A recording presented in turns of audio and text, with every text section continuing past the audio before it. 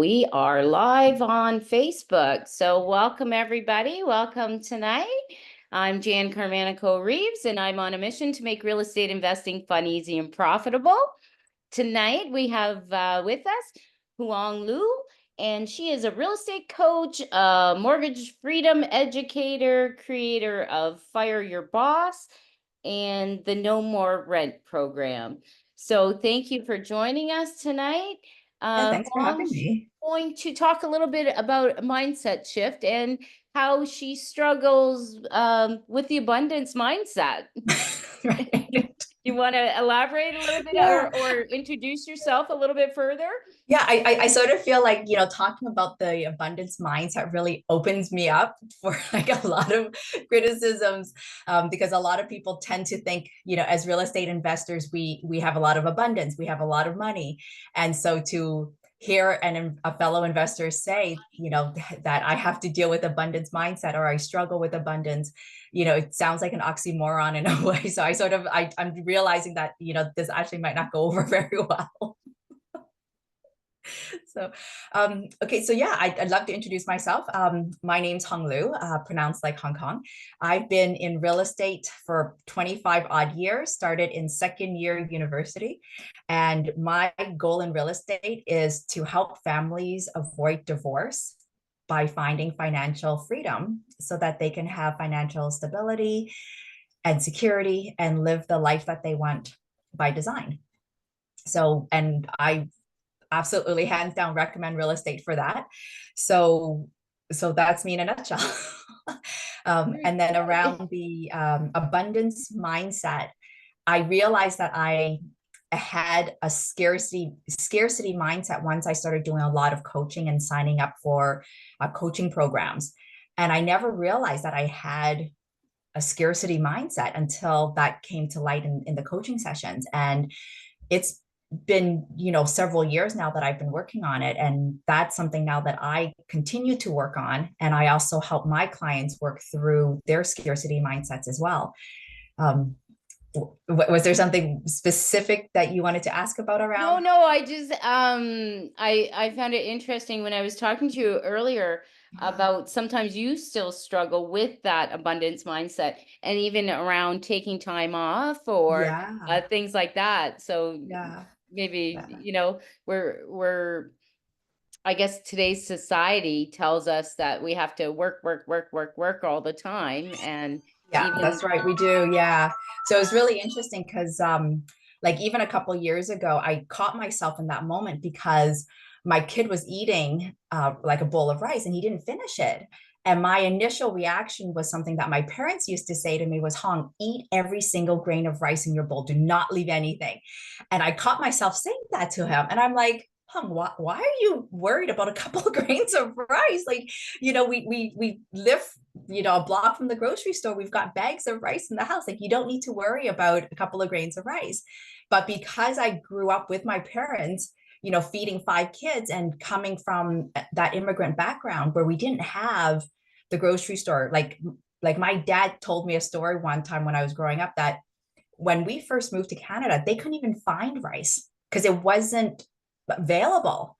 And so they spent, days finding a store that would just carry rice. All right. And so I caught myself saying to my kid, hey, eat everything in your bowl. And I'm like, why am I doing that? Like, I don't need to do that. Like, we can just put it in the fridge for the next meal. It's not a big deal.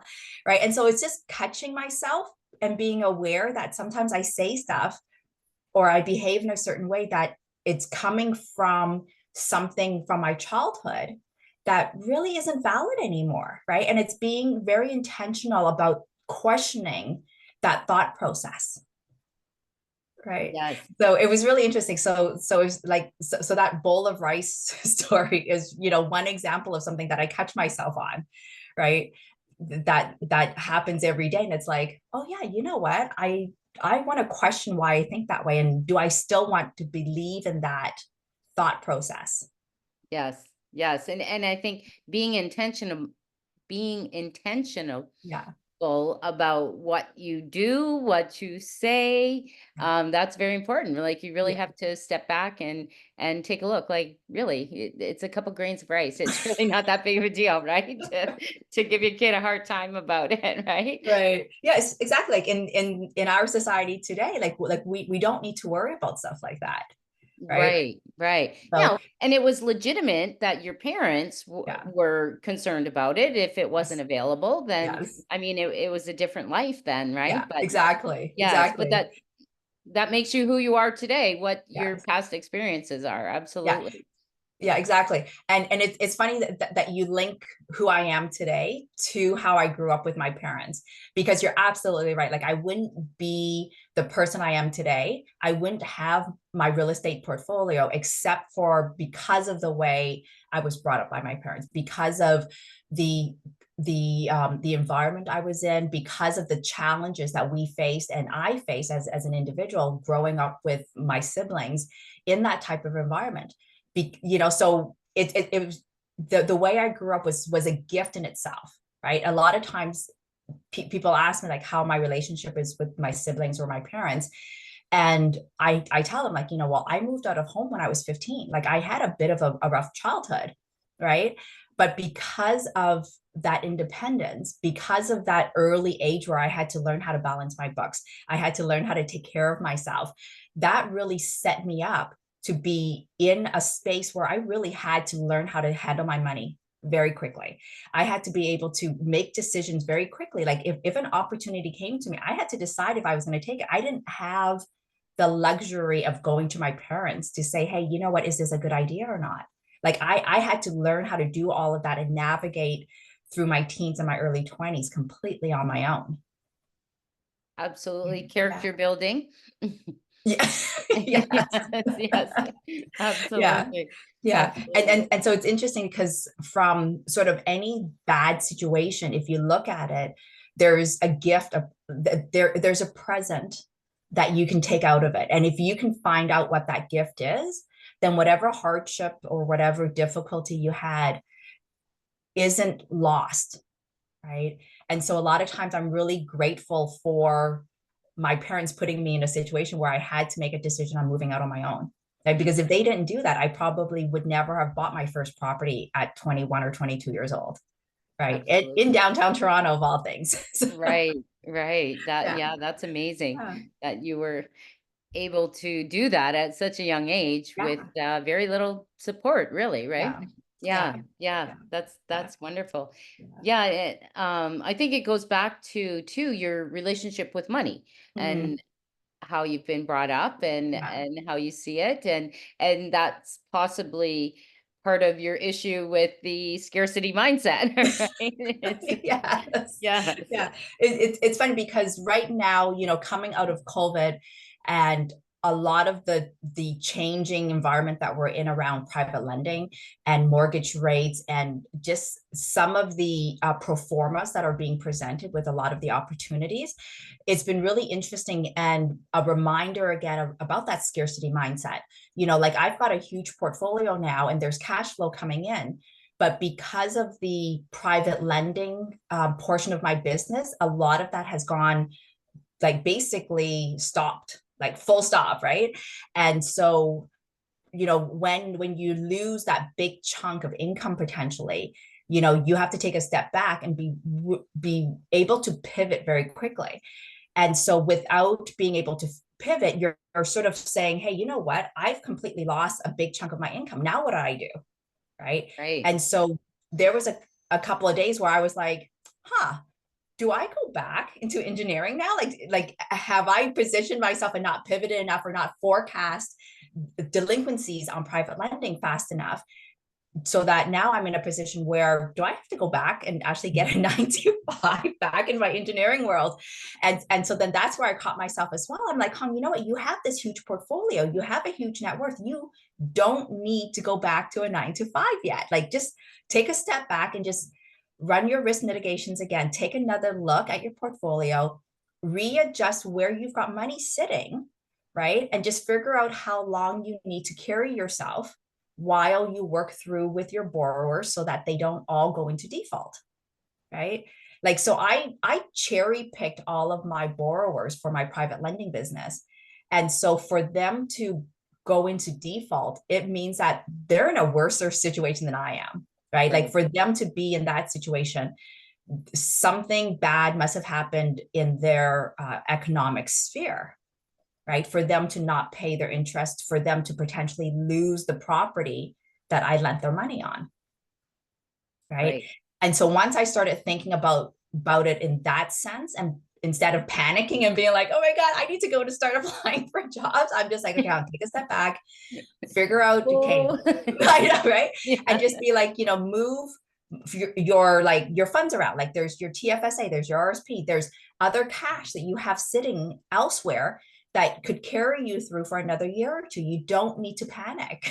Right? And so it's Absolutely. really just going through that exercise and talking it through and being like, okay, so once we are able to move money around and just make sure things are stabilized, now how do you help those investors that you were working with so that they can come out of this well as well?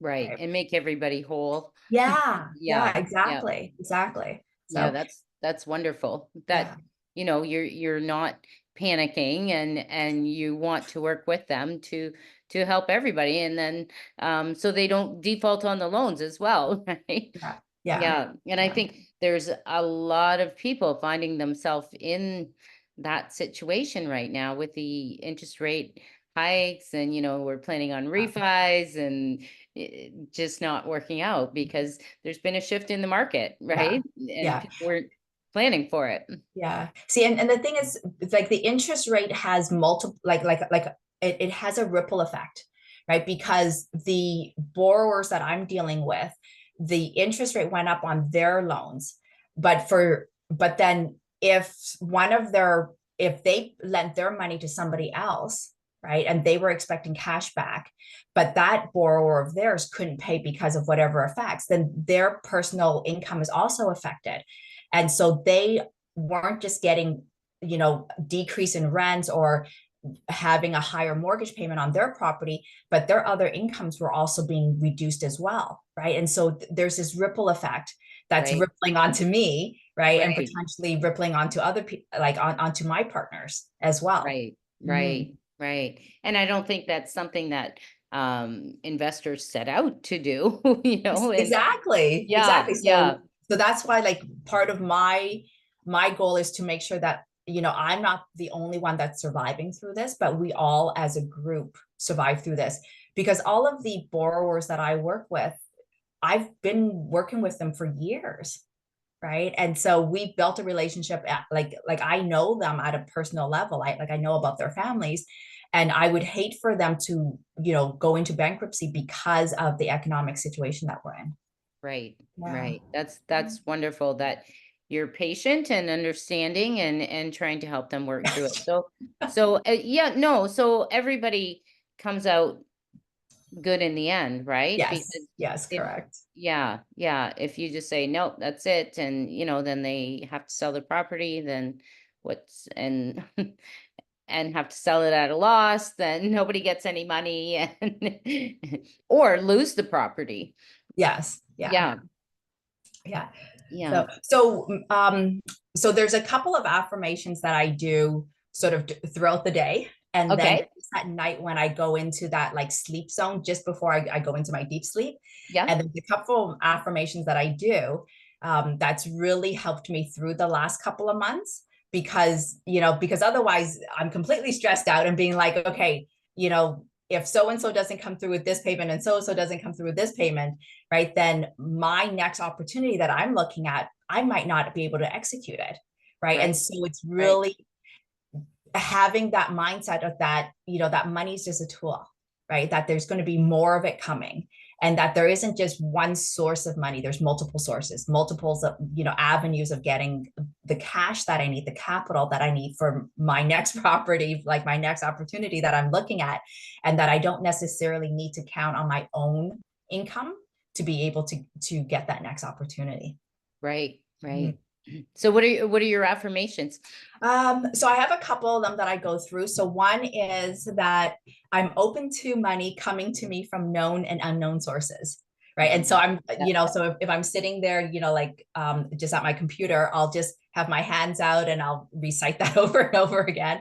And the same thing, like when I'm going to bed, like as I'm drifting off, I'll recite that one. The other one that I use is I make wise and prosperous financial decisions.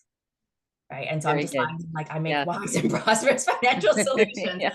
Right. And then sometimes I catch myself, I'm like, well, that last one I made probably wasn't as wise as I would have liked Yeah, it. don't Like, don't okay. undo what you just did. Right? Yeah.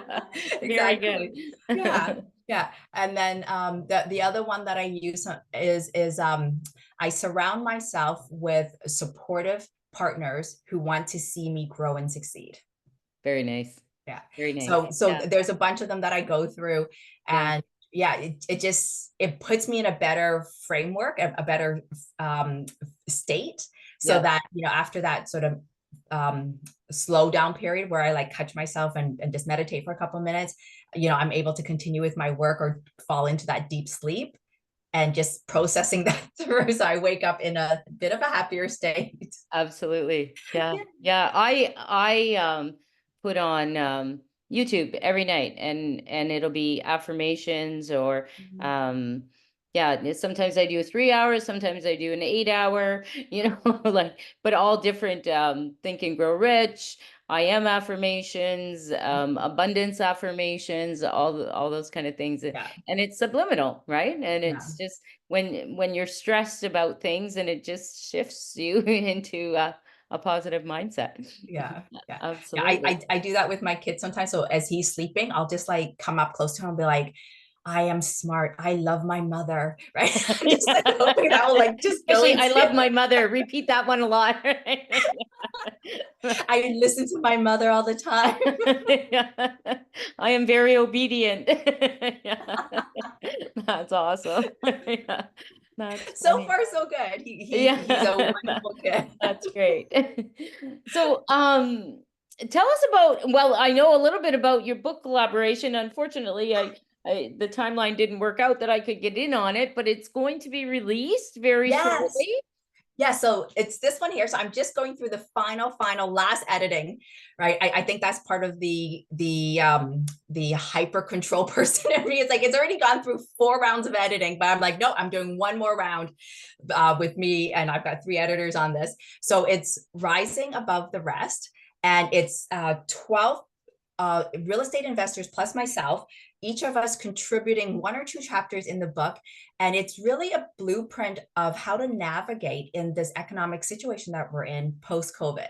And so every one of these individuals have done something really extraordinary in real estate and getting to where they want to be financially. And so I'm like, I'm going through the stories again now, and I'm like, oh my God, this is a really good chapter. Yeah, that's awesome. Yeah. Yeah.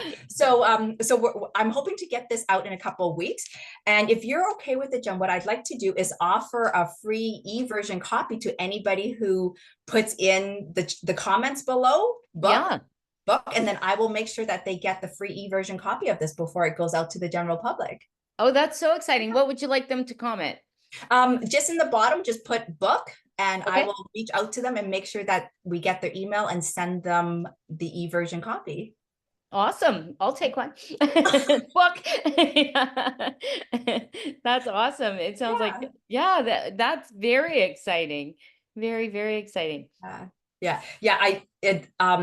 This is my third or fourth book that I've done, and my second collaboration. My first one is this one with Brian Tracy, and Okay. this was a lot of fun. But what I found, doing this collaboration, because each of the individuals here, some of the authors here have only been in real estate maybe 2 or 3 years, and their stories are so like they basically put the heart on their sleeves, and they talk about the difficulties that they had, the challenges. And like one of the ladies in here, she's a single mom, and she basically during COVID lost her job, was like at $0, and during COVID created a business that was 3 times the income she ever made in her entire life. right? That's And amazing. it was just like such a heartwarming story. So yes. Yes. Yes. Very inspirational stories for, Yeah. yeah, people to read. Sounds Yeah. amazing. Yeah. Yeah. So that'll be out in a couple of weeks. So Yes. anybody who wants a free e-copy, just comment book in the comments below. Yeah. And yeah, and another thing that we talked about is figuring out what's really the priorities for you. So you want to talk a little bit about that? Yeah. So in terms of, with priorities in everybody's life, right, is that if you're not setting priorities for yourself and taking control of that priority, somebody else is going to fill your day up for you. And then very fast, we're at the end of September, right? And being able to prioritize your goals and being like, okay, you know what, for the next 3 months, this is the one goal I have. And everything that I do every day is going to be towards that one goal, like making it your first priority, right? And being able to sort of laser focus like that means that at the end of the 3 months, you have a higher chance of finishing that one thing, right? Yes. And so like this book collaboration, like we started that about 4 months ago. And for that whole 4 months, I was basically like, okay, this is the one thing I'm going to do. Right. Right. And now at the end of it, I'm going to have this book collaboration complete. It's not going to be lingering over me. It's not going to be 2 years down the road where I'm like, hey, I still have that book I have to release. Right. So by being able to prioritize, my goal, I'm able to really work on my long-term goal, which is to grow our family office to $100 million. And so for me to do that, I need to every year be able to sort of chisel away at that step ladder to get up to that 100 million, right? And part of getting to there is also helping a lot of families find that financial freedom that they want or that they need, right? Yeah. Yeah. Yeah. Yeah. Yeah. That's So yeah. yeah, and Awesome. for me, the biggest thing around prioritizing what I do around work and helping other families, one of the reasons why I prioritize so much is because I want to make sure that I can be a stay-at-home mom with my son. Like I'm here when he takes off for school at 8:30 in the morning, and I'm here at 3 p.m. when he gets home from school, right? And so by prioritizing my work, I'm able to also prioritize my family life the way I want it, right? And that's super super important to me. Like even yesterday I was talking to one of my kids mom friend's mom, and she was like, Hong, you know what, like we drop the kids off, it takes us 30 minutes to get there, 30 minutes to get back at the end of the day, and then we still got to make dinner. By the time we even sit down to enjoy each other as a family, it's 8 p.m. Like we have no time at all, right? And I'm thinking, oh my god, like by the time 3:30 rolls around, my kids home, we've already like we're already in snack mode, right? And then we've Yeah. got the whole evening, right? And so but they don't have their finances structured the way I do, or the priorities like the way I do, in the sense that, I make my one thing a priority, and then my kid and his lifestyle is my other priority that I balance on my off hours, right? Right. And so I'm able to have that sort of life by design that I want because That's of it. wonderful. Yes, absolutely wonderful. Yeah. Yeah. Yeah.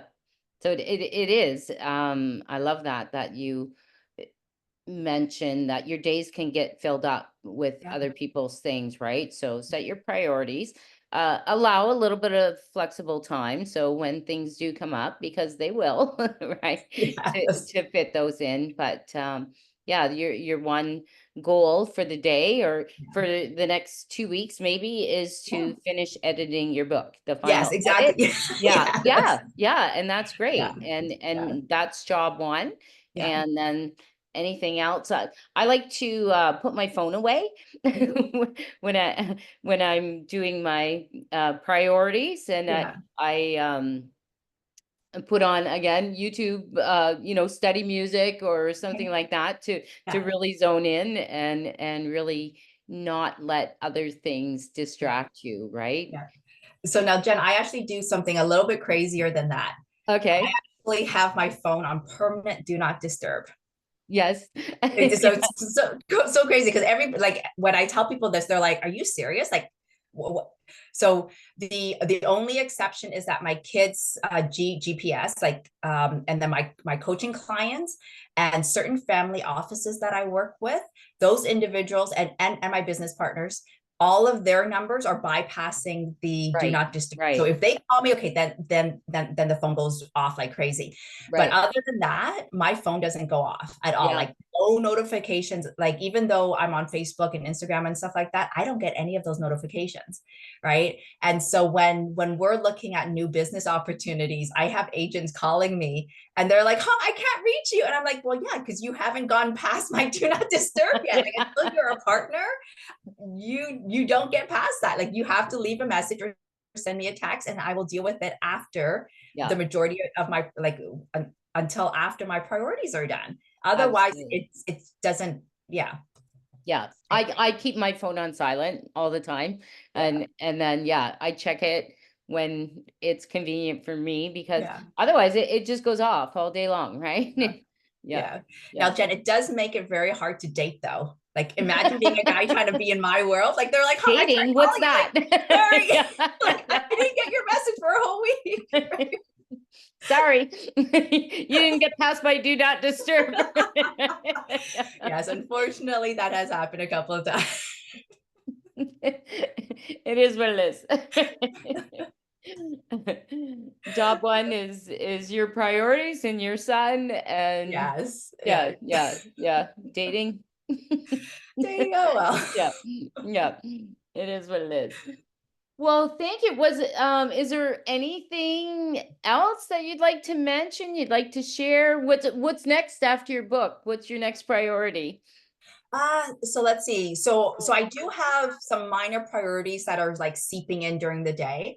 Like I've got an eightplex landfill in Edmonton that I'm either going to sell or partner up with somebody. So that's on the radar. I've got a Toronto unit that I'm trying to rent out. So that's sort of, on the radar as well.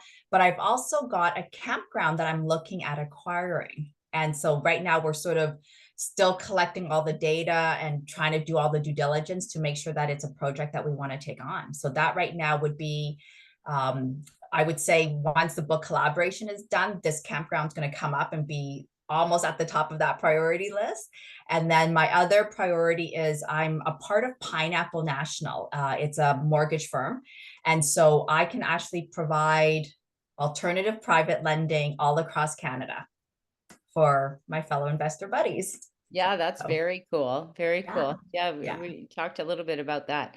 Actually, yeah. maybe at the end of the call, we'll go back to that. Okay.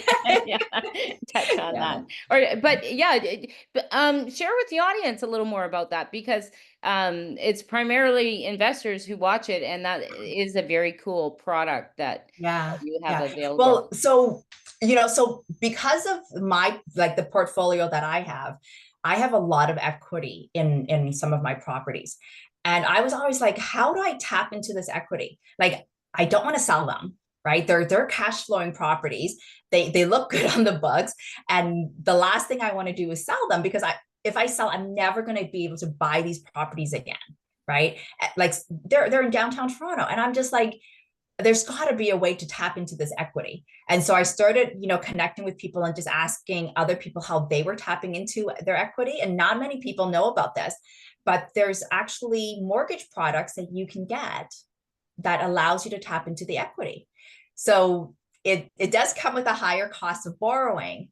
But if you are able to borrow it to tap into that and take that cash out and put it into another investment that makes more money, right? Well, then you're able to leverage that debt equity, which you normally wouldn't be able to do.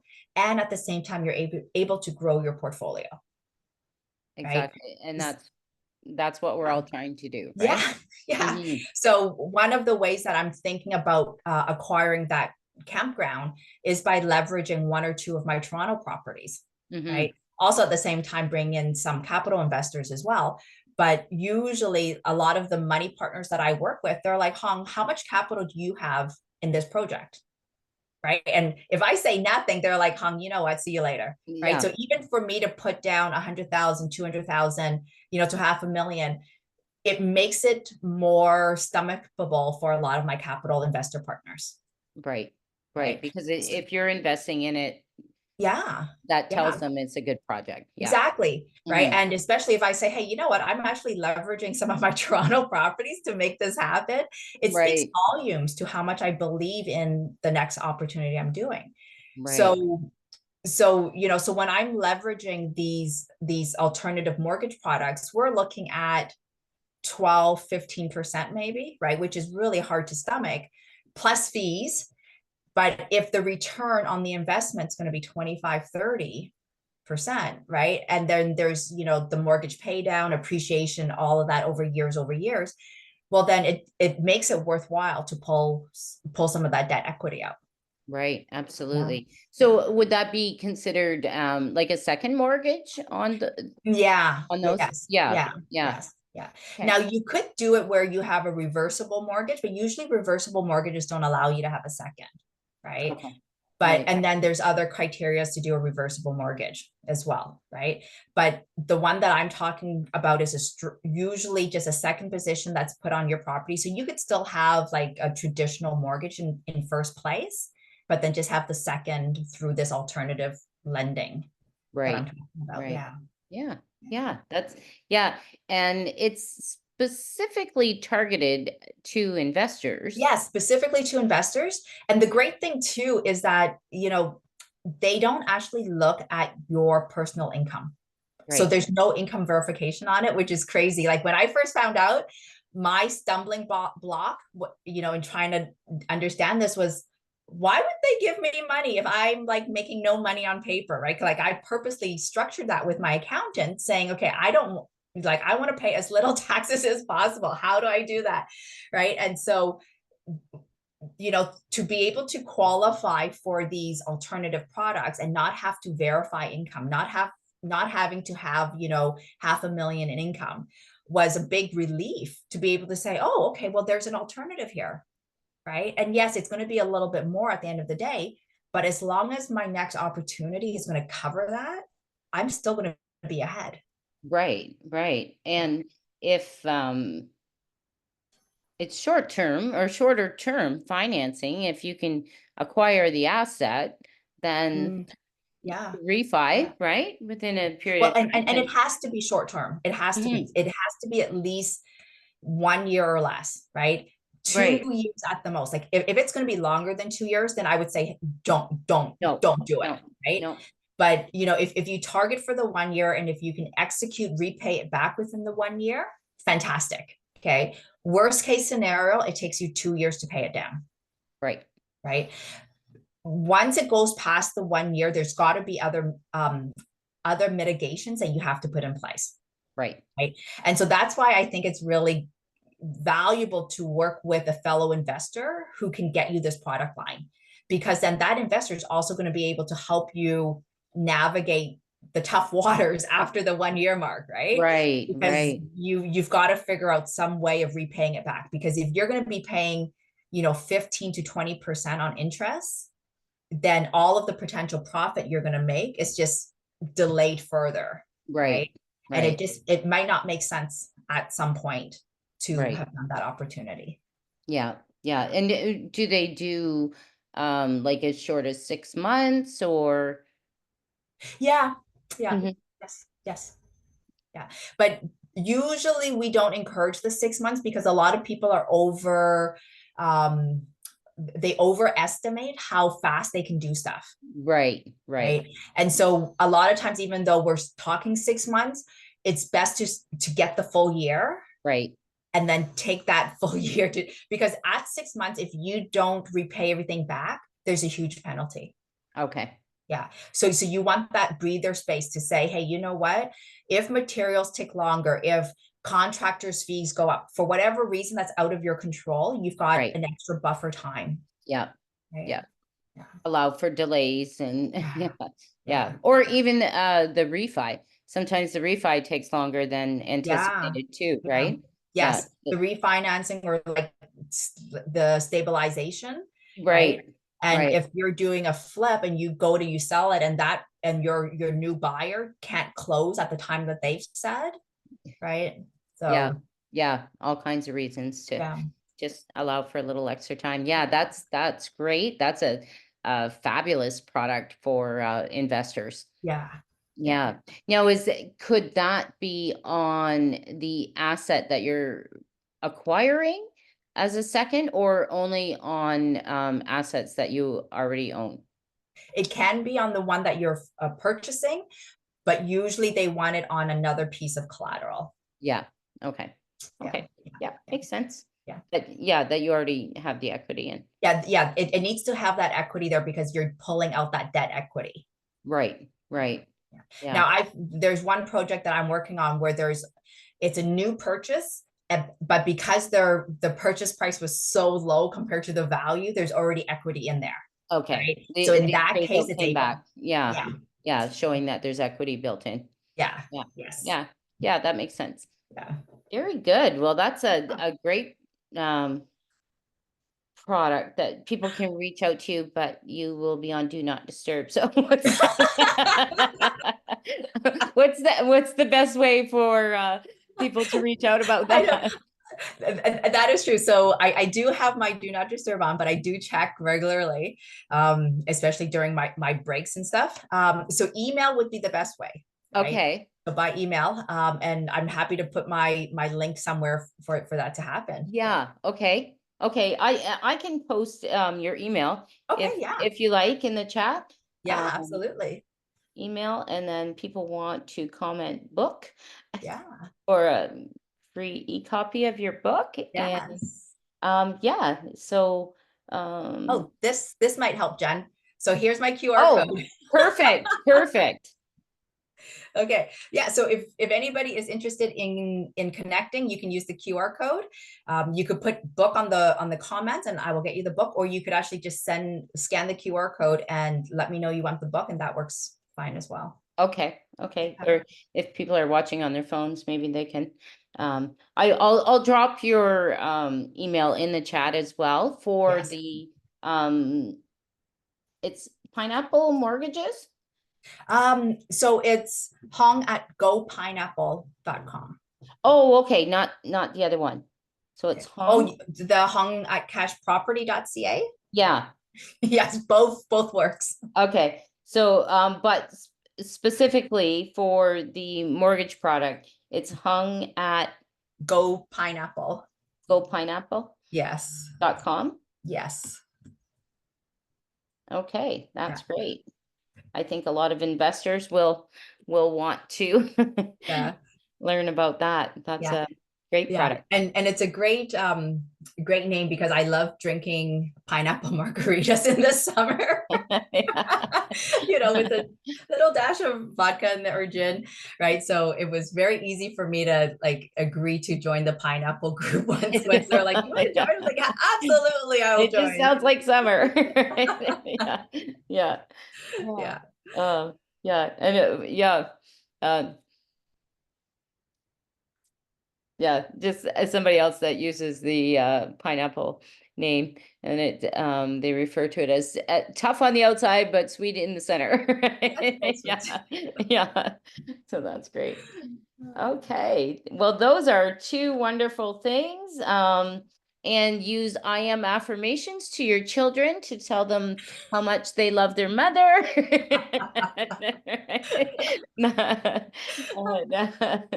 How well behaved they are. right. That's excellent. I love hearing those stories about young children and how to raise them.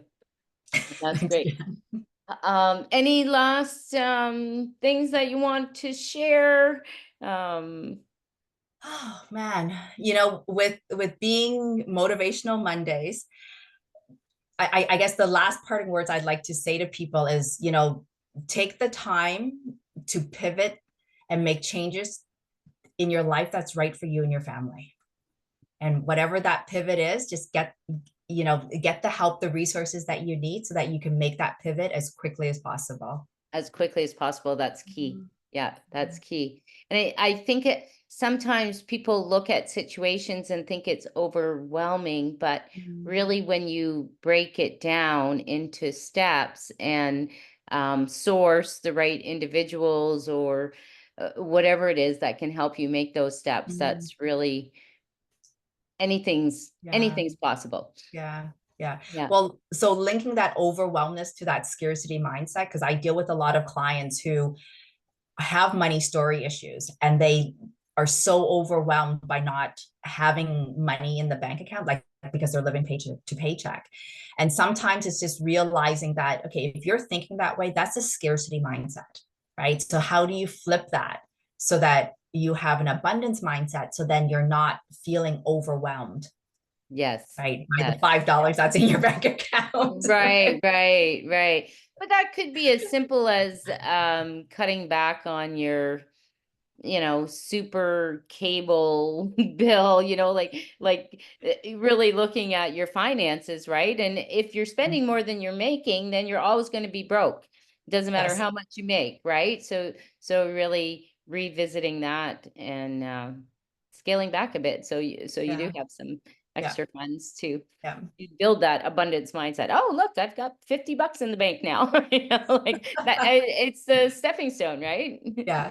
Yeah. So I actually tackled that challenge two ways with my clients. One is that approach that you just talked about, Jen, about just being aware of where your expenses are and just being very intentional about where you're spending your money, right? Like, and seeing where you can cut your expenses. And then the other approach that I do is saying, hey, you know what? If that's the lifestyle you want, leave the lifestyle, but then go and get more cash, right? Yeah. That injection of cash, that income, whatever it is, that just Right. needs to go up. Yeah. Okay. But keep in mind, you only have 24 hours in the day. Yeah. That's it. Yeah. And you still need to sleep and take care of your family obligations. So really you have 6 to 8 hours. So in that 6 to 8 hours, you need to figure out a way to increase your income. Yeah. Right. But keep your lifestyle at the same level. Yeah. So you're keeping your lifestyle at the same level because if so, like your expenses is your expenses. The most you can save is just that portion. Right. Right. Whereas, and so there's a limit to that. Whereas if you focus on your income, well, your income can grow exponentially, but you need to know what it is that you're going to do, how, and all that stuff. Right. Once Right. you know how to grow that exponentially, like the way we were doing in real estate, it doesn't matter what your expenses are, right? As Yeah. long as your income's exponential, then you can live the life that you want. Exactly. Exactly. Great advice. Great advice. Yes. Yes. Love it. Love it. So happy motivational Mondays or Monday. And yeah, real estate has allowed me the opportunity to be able to travel to Greece this week. I think I'm heading back on another mindset retreat, which is all about all those Oh, kind of things, awesome. right? Yeah, Yeah. this is my Yeah. second, and yeah, it's a wonderful thing and a wonderful community of people Yeah. that we belong to that do Yes. have wonderful mindsets and growth mindsets. Yes, absolutely. Yes, yes. Thank you so much for giving me the opportunity to come and share with all this stuff that's happening in my brain. Yeah, it's a wonderful, wonderful things going on. Thank you for sharing about your book collaboration and offering your free book and the great product that you have with the pineapple mortgages. I think that can be very valuable to several Yeah, investors. awesome. Yeah, Awesome. yes, yes. Yep. Okay, well, thank you everybody for joining tonight. And don't forget to drop free book in the chat, and I will put the email address that you can reach out to Huong um, about the pineapple mortgage Yeah, products. Okay, yeah, thanks, awesome. thank you, and have a great evening. Thanks, everybody.